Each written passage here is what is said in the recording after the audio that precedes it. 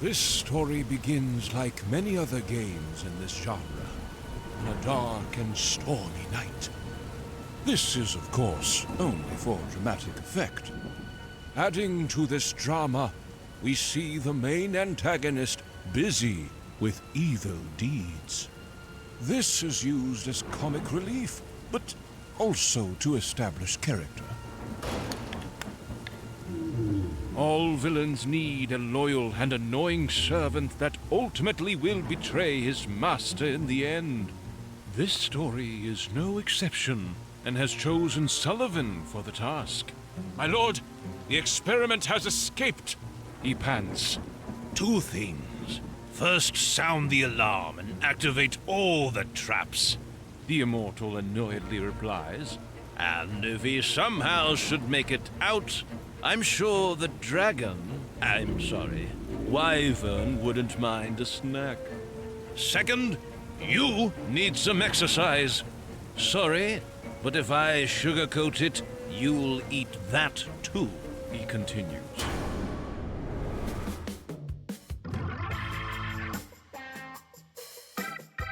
But what about the protagonist, our hero? The one with a fancy walk and a mighty weapon.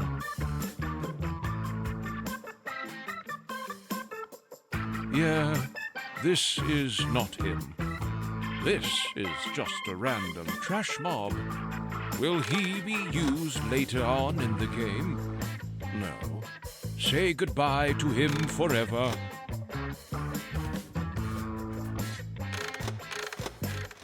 Finally, we see our actual hero. But it's too peaceful. Something needs to break this tranquility.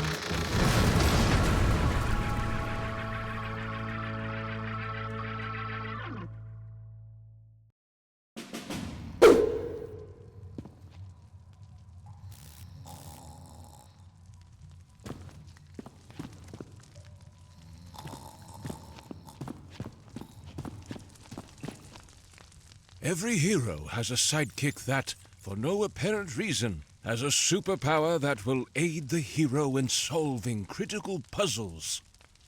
We picked Lucy for this mission. Will her backstory and how she ended up at this convenient location be explained? Probably not.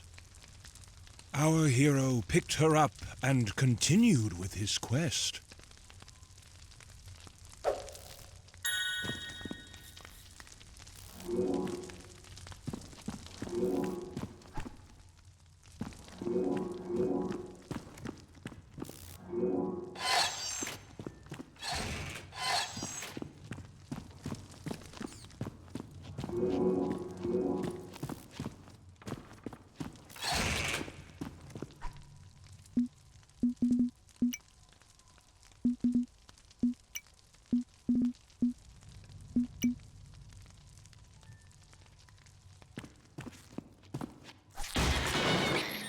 Gnomes are your main sources of protein.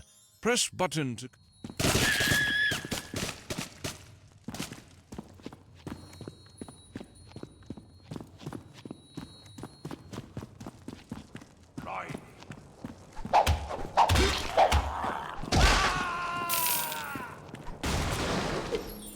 By the Immortal's beard!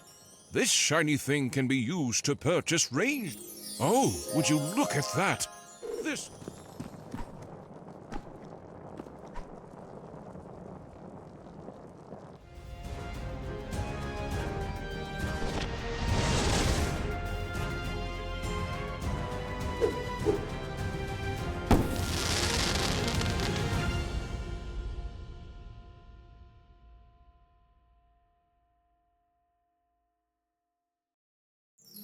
Congratulations! You found your very first weapon. Press button to tear up your enemies and That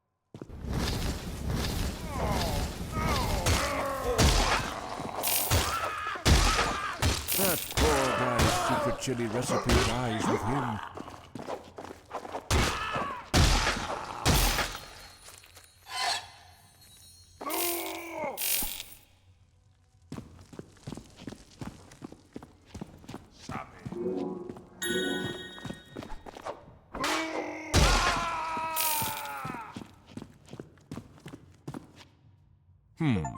All the pages are torn out.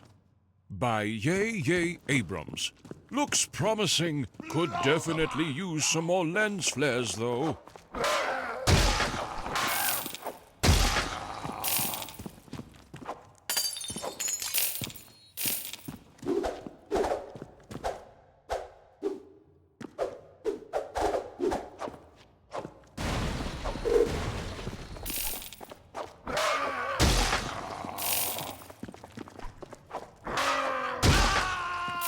Include IOStream int main.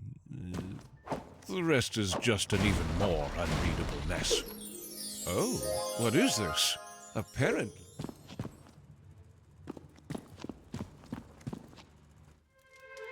At this point, something interesting needs to happen. How about some orcs having trouble connecting to their Wi-Fi, for example? No, not good enough. Take a look at this big pressure plate instead. Interesting.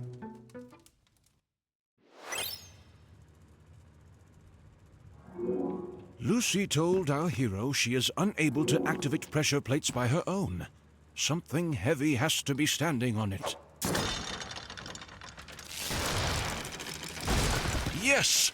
This outcome probably didn't come as a surprise to anyone, except for Sullivan, who got very surprised to see the prisoner, our hero, escape on a killing spree in the dungeon.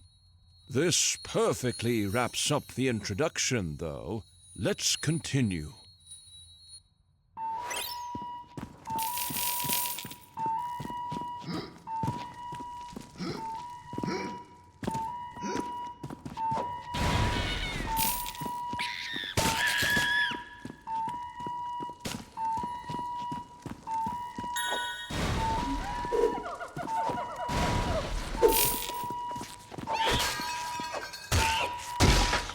First-line support is going to have a tough time.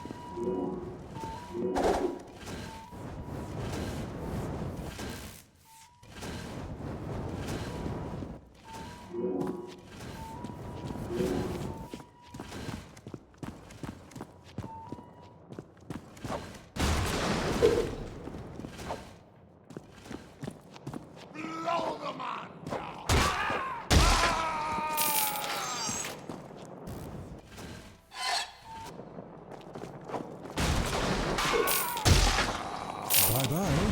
Please send a postcard.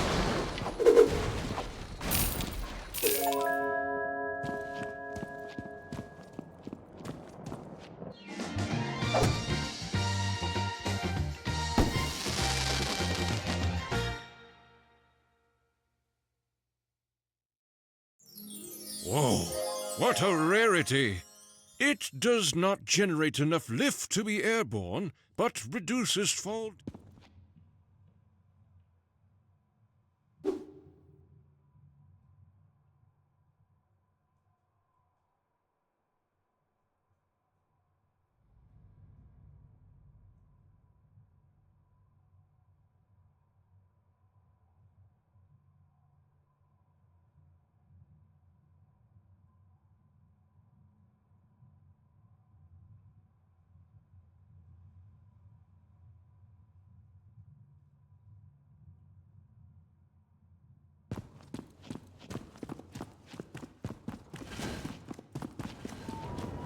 What?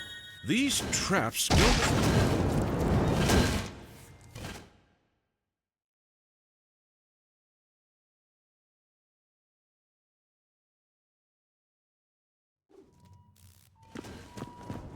What?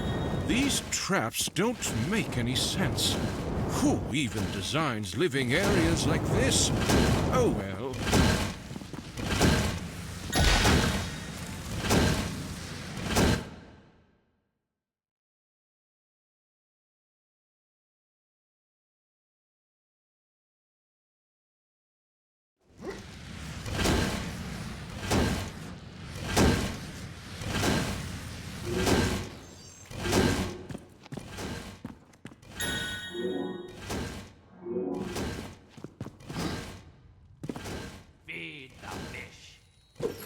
Crack open a cold one and whip some more ass. You can buff that out.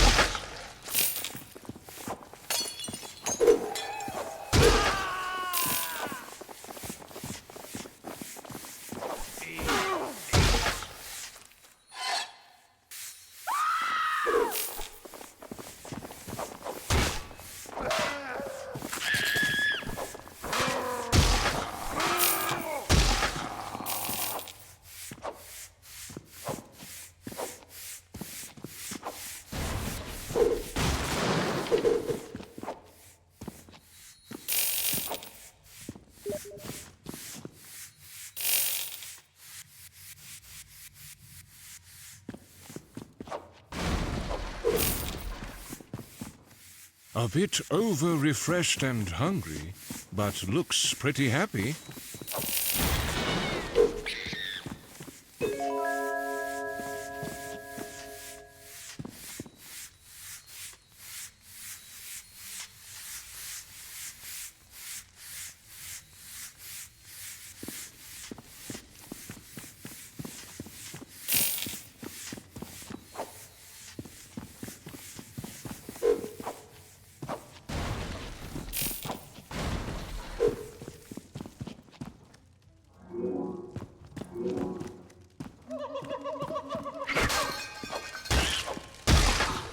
I felt that one.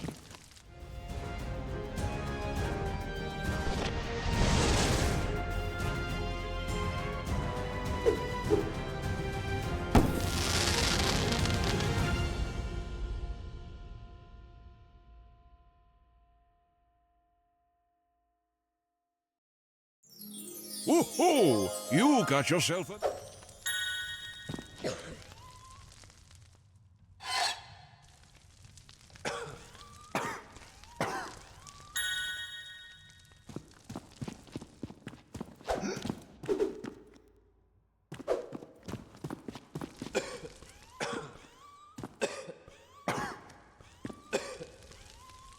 Now that we have reached the end of the tutorial level, the player is ready for the actual game. But here's also the mandatory deadly swinging trap section with the jumping puzzle, just as expected.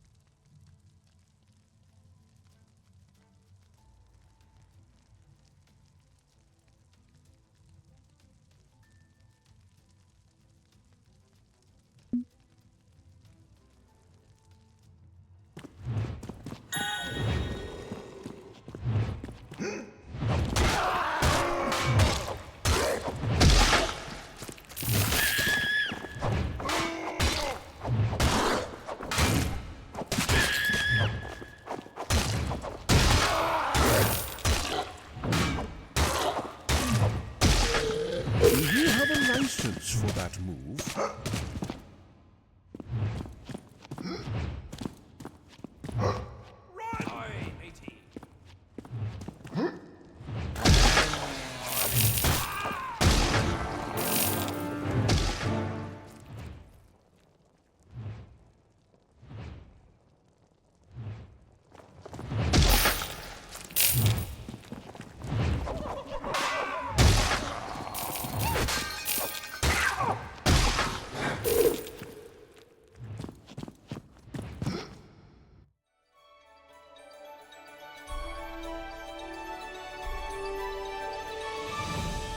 Finally, we are done.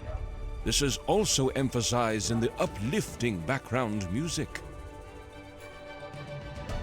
In fact, we have decided we are completely done with our hero as well. It's time to let things go.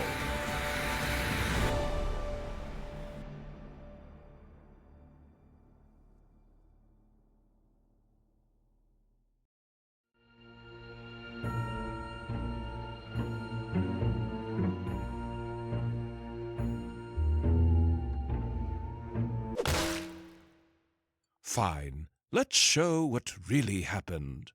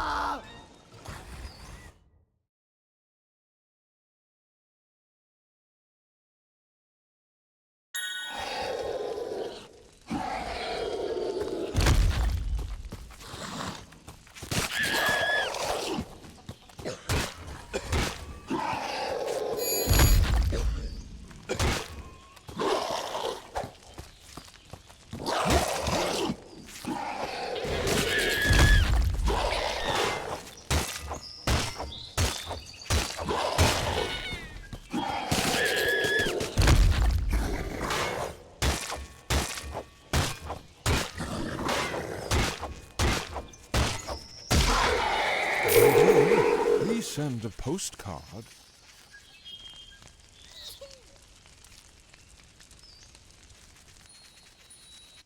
This mysteriously bobbing ghost lady is Melisande, leader of the Ceaseless Warriors Guild that now had become ceased.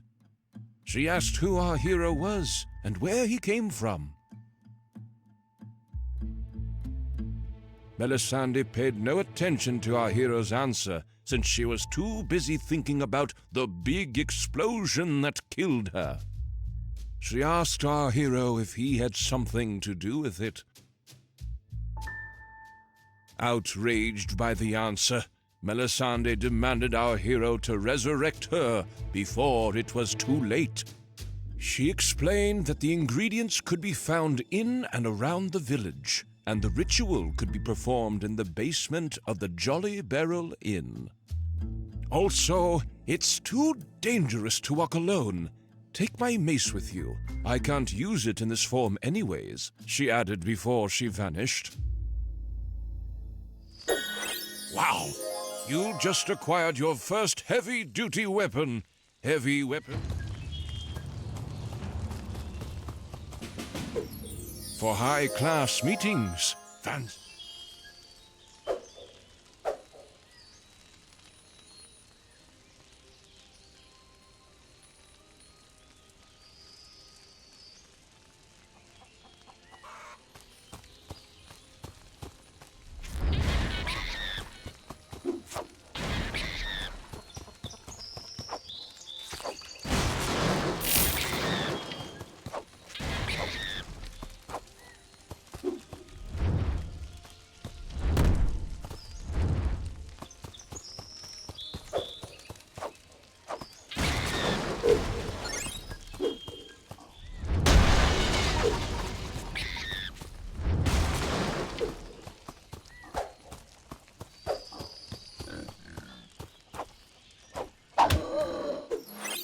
directly from your look.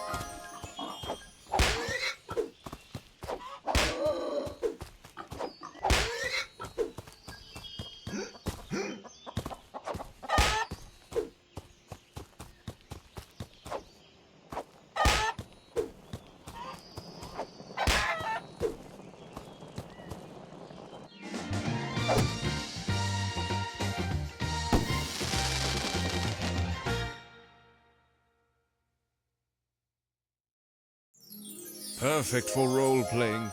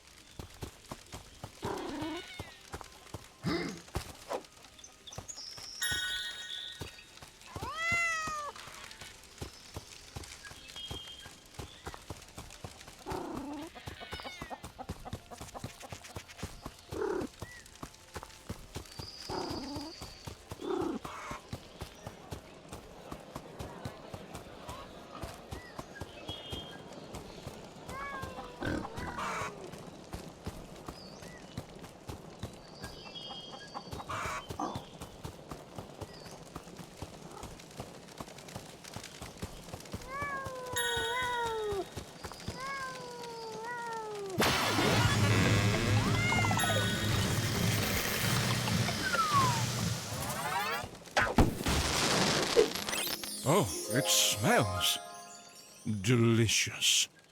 This potion...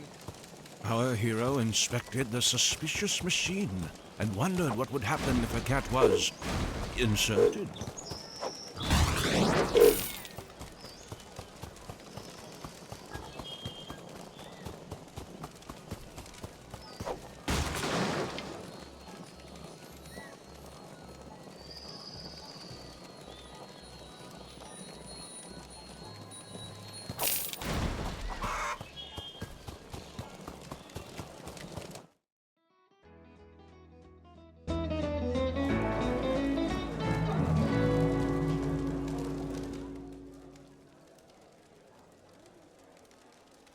Yeah, that's our greatest source of entertainment around here, and unfortunately broken as well.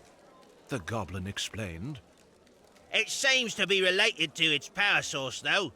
If you can track down the issue, you might get it back up online again. He added. If I was the main protagonist of an indie action-adventure video game, and not the bard, I'd start my investigation at the power inlet outside. He hinted.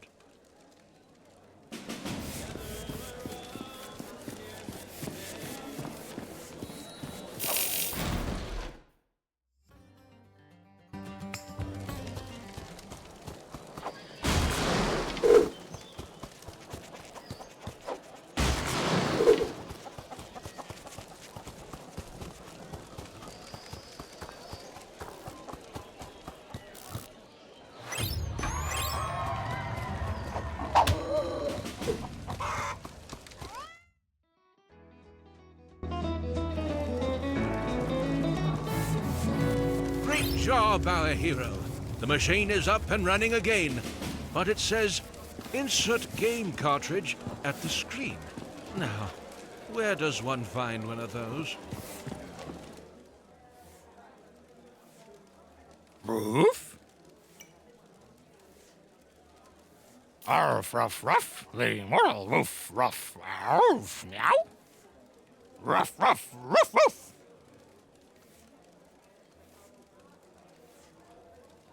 the moral woof and woof, woof and woof, ouf, roof.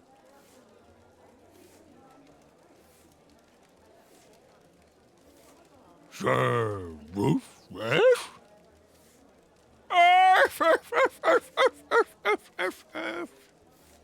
Woof and woof ass.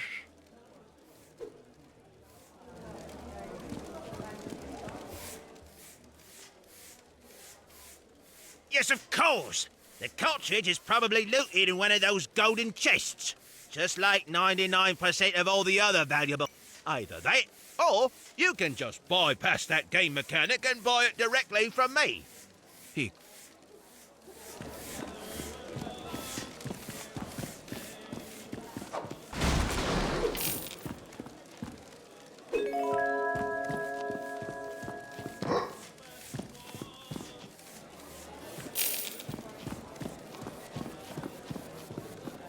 It's locked. Better leave them alone to their business. Our hero could not get the toilet handle to budge yet.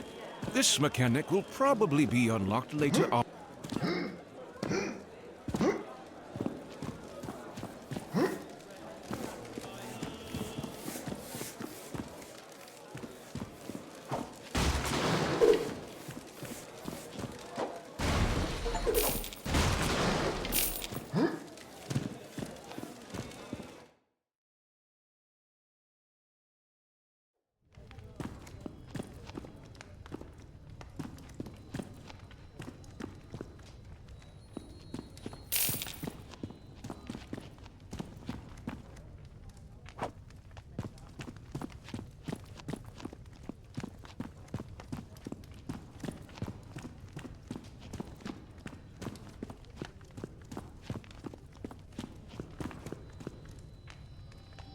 Our hero browsed through the spell book and confidently picked the correct spell, as any protagonist would do.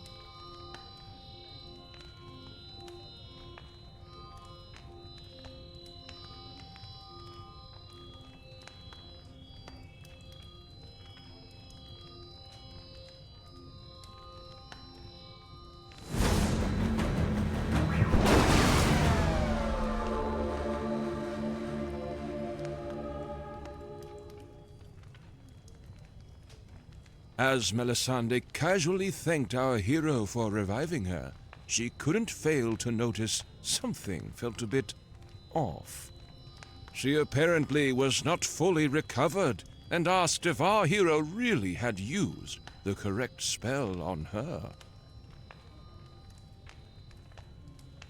Yes, our hero lied. This was a terrible situation. Now that Melisande's warriors were all dead and she was incapable to fight, she explained that orcs and other foul beasts were harassing the lands and they needed someone to keep them at bay before the immortal grew too powerful. Our hero had not yet heard about the main antagonist and asked Melisande to explain a bit more about him.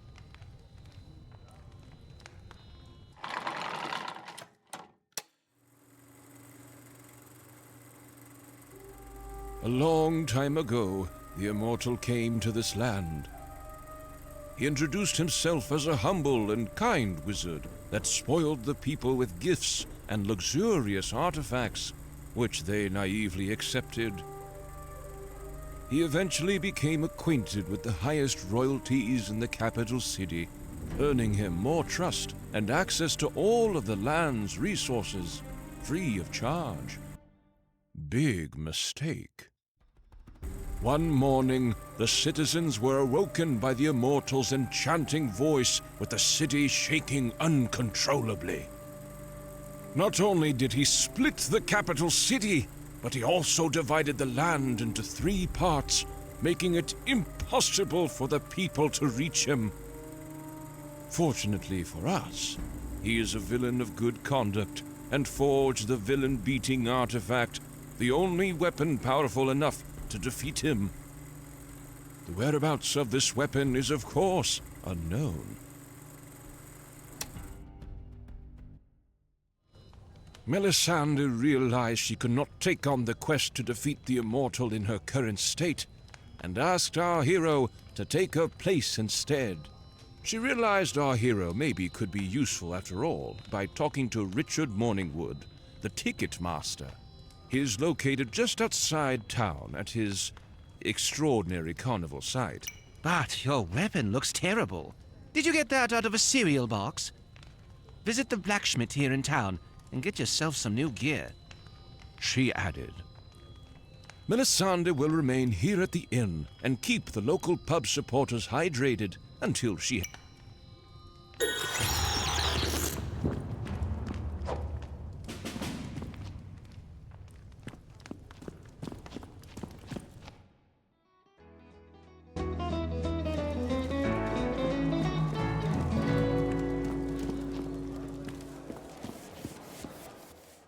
Melisande asked our hero if he'd like anything from the bar. Surprise! Melisande asked our hero if he'd like anything from... Surprise! Melisande asked our...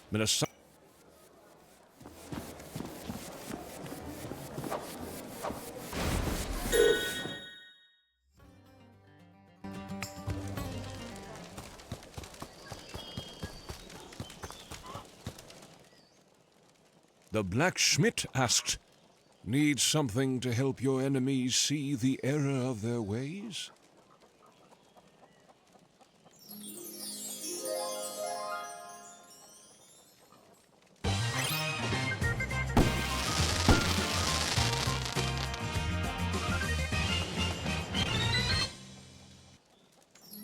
It is said so.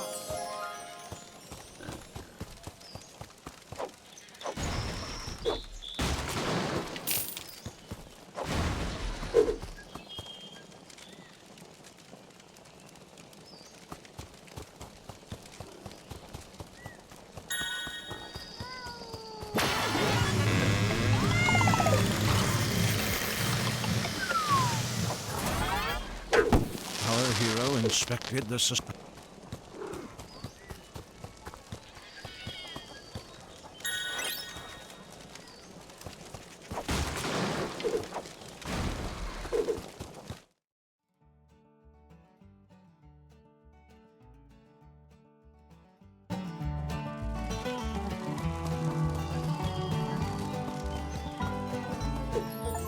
What is that smell?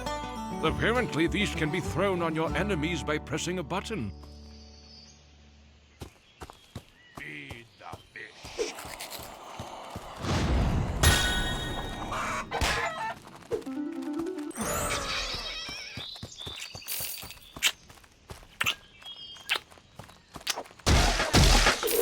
By the way, please send the postcard.